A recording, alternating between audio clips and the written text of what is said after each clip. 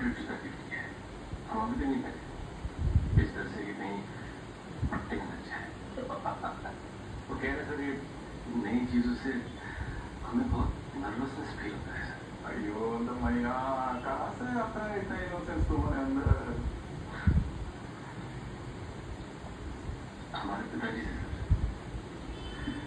जब हम डॉक्टर बने ना सर, तो हर 6 महीने मेरे पिताजी को एक नया कुर्ता, एक नया धोती गिफ्ट करते थे।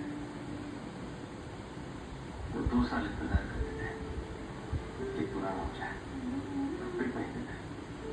तब हमें समझ में नहीं आया, और अब खुद की उम्र जब 40 क्रॉस कर रही, तब जाके